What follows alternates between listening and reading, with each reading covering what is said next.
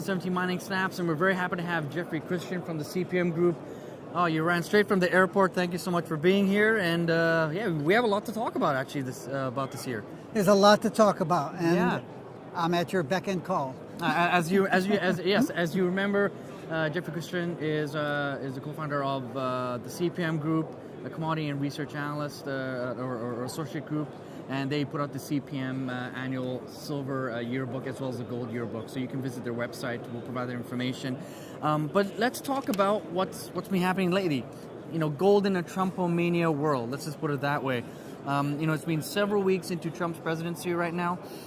You know, you've mentioned in one of the interviews you did actually for a news channel that you've been seeing a sugar high, of which you mentioned back in November, December. You know, the U.S. stock market's hitting all-time records. U.S. dollar is strong.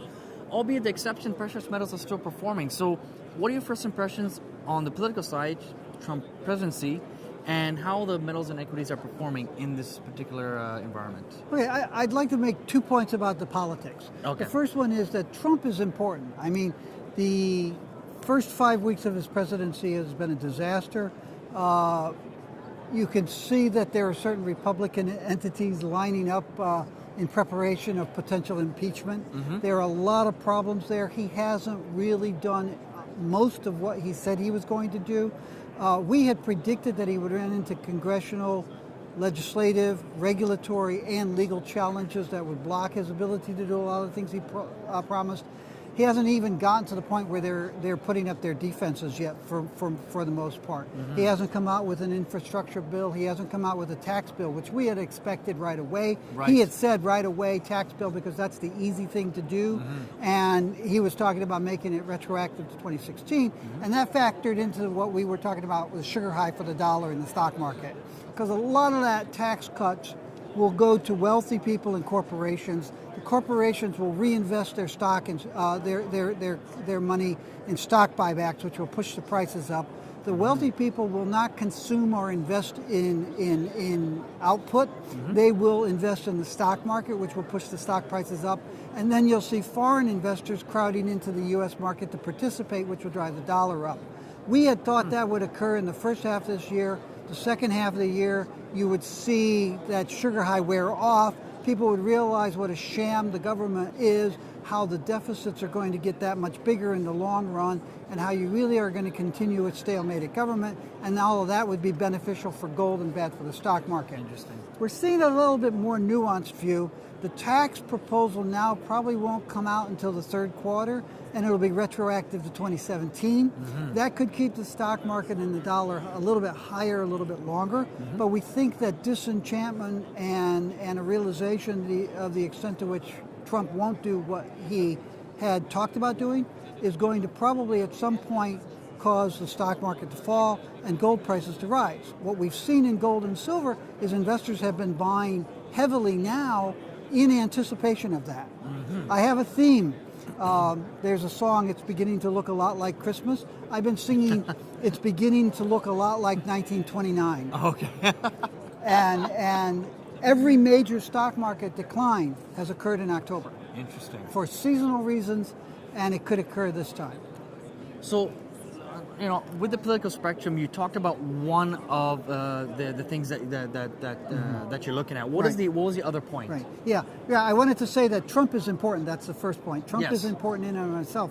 But I think that there's a much bigger and much more worrisome for the world and good for gold thing, which is the trend toward nativism and ultranationalism that is occurring around the world. Mm-hmm. And Trump is just a part of it, or if I could use the term, he's a tool of it in the United States.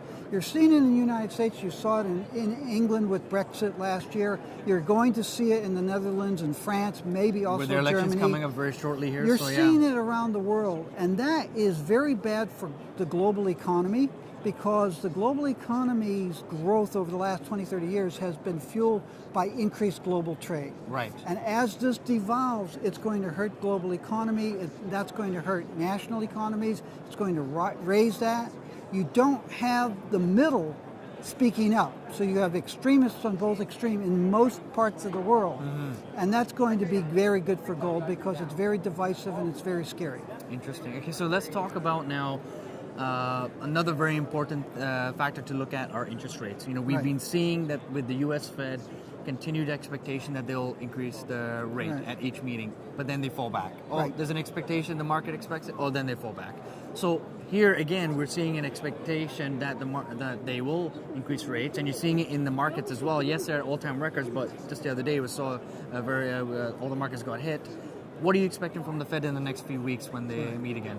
We expect the Fed to increase interest rates another 25 basis points next week in the middle of March when they meet.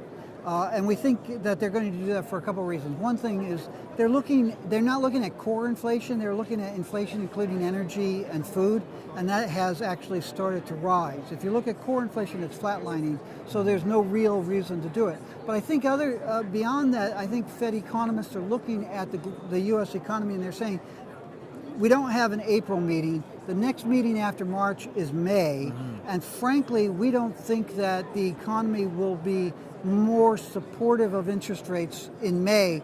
So I think the Fed is more likely to increase their interest rates in March rather than wait. Now, going forward, December 2015, they said they'd raise interest rates 4 times. In 2016, they raised them once in December. 2016, they said that they would raise interest rates 3 times.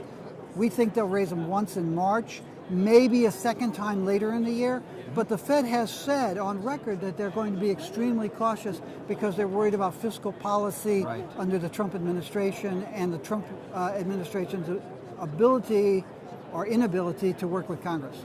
Okay, interesting. And let's talk about also gold demand. What were some of the numbers that we faced in 2014 till now annually? I mean, we've seen an increase. Can you just kind of re-emphasize the numbers that we felt or saw last few years? The key demand figure is investment demand, and we've seen investment demand fall sharply. 2013, 14, 15, it rose back, starting a little bit in late 15, but then very strongly in the first half of 2016, and then again in the first 2 months of this year. So what we're seeing is investors, as I said, investors are coming back into the gold market. They see the low in December of 2015 as a cyclical low, and they expect the price to rise because of the political and economic factors, but also because the gold market itself is tightening with stronger investment demand, continued strength in central bank buying, and the likelihood that the bulk of the increases in mine production due to the higher prices is now in place. There are a few big mines coming on stream yet this year and next year, but then beyond that, we expect gold production to fall sharply. So, but the real kicker is that investment demand, and we're seeing very strong investment demand. Pockets of weakness, worrisomely in China and India, more so in India than in China, but there are people who are working to try to fix that. Okay, interesting. So let's now talk about a very interesting point that you brought up in one of the interviews you've done recently was the fact that you're working now with more groups that are seeking to broaden the appeal of owning physical gold as well as silver beyond the 1% U.S. market. So why have you received this interest, and what type of groups are these? Okay, we've been approached by a variety of gold and silver wholesalers and retailers who traditionally have marketed gold and silver to investors based on fear. And we've always said greed and fear. And we've had newsletter publishers tell us they can't market our services because they market newsletters based on fear, and we sell our research and advice based on greed. Let's make you money as well as save you money. And I think that gold and silver have purposes for both greed and fear. And we've gotten wholesalers and retailers in North America and in Europe who are coming to us, and in Turkey, who are coming to us and the Middle East and saying, we need to use your research because people are not responding to the fear factor anymore. And you guys have a much more compelling argument for why people should own gold and silver on an ongoing basis. In addition to that, I mentioned earlier, we're seeing structural secular weakness in India and in China, where traditionally a lot of people have owned gold and silver. And those wholesalers and retailers in those markets are also looking for industry support and marketing support. And we've reached out, for example, we're talking with the China Gold Association and various other organizations that are partners of ours in business in China about putting together an investment marketing initiative. We've reached out to some non-Chinese producers. We haven't gotten a lot of feedback. We have one in South Africa that's been very supportive of the idea, but a lot of these other guys still don't want to spend money on it. But we're basically looking to the producers to say, why don't you guys market your product, and why don't you market it more effectively? China Gold Association, China National Gold Corp, they are gung-ho behind this. So hopefully over the course of the year, we'll move this program forward. Interesting. And just to go back on when you're talking about that there's, you said there's some slowing demand in China and India? Yes. Why is that though? Because in February they had a record number of imports for India as compared to last year. And China actually imported around 1,300 tons just in 2016. What are we missing there then? Well, Indian investment demand, as opposed to jewelry demand. Indian investment demand has been falling really for about a decade now. And even before the government started imposing extra tariffs on imports and extra taxes on the purchases of jewelry and investment products, you had seen investment demand for gold fall sharply in India. And part of it is cyclical, the price is falling so people aren't buying, but another part, and the rand has, the rupee has been falling, which made gold very expensive in India, but more importantly, you're seeing a secular demographic shift with millennials in India increasingly looking to invest in bank CDs, stocks, and bonds as opposed to gold and silver. So there's a need to convince the new generation that gold and silver are still important in investments. In China, you're seeing the same kind of demographic shift. It's a little bit less intense, and unlike in India, you have a government in China that is very much encouraging its investors to own gold and silver. Would the argument also play where there is opportunity for ETF investment then? Instead of owning physical silver, they're actually going towards investing in ETFs? There have been a few ETFs started for gold in India and in China, and they're mostly sold to institutional investors. They're, individual investors still want the physical metal. Doubling back to North America and Europe, because you mentioned it, 1% of the households in Europe and North America own gold. Wow. That's really way too low. Yeah, absolutely. Interesting. So then just to round it off, what are some specific items that you're looking for in 2017 that would be positive for the precious metals? Well, I think positive, you've got the Dutch vote in March. You also have the ongoing melodrama in Washington. The joke is that if you watched Mr. Pence during the speech last week, he was sort of projecting himself into that position next year. But I think political developments both in the United States and globally are going to be important. The Dutch, the French, the German votes in Europe are going to be very important. The negotiations between Britain and the EU are going to be important.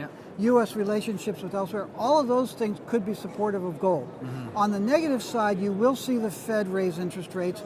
We don't think it's that critical or negative, but when they do raise interest rates, you'll see a spike down, as you saw in the last two Decembers, and then gold springs back. And then the other thing is the prolongation of the sugar high. And we do think that you may see optimism in the U.S. stock market, and the stock market being goosed by stock buybacks for a longer period of time, which could keep gold down in the period May through September, October. Interesting. Okay, well, you heard it here, Jeffrey Christian. If you want to find out more information, you can contact him at the CPM Group, and we'll provide all that contact information for you. Other than that, Jeff, thank you so much, and let's bode well for 2017. It's always a pleasure. All right, excellent. Thank you. Bye.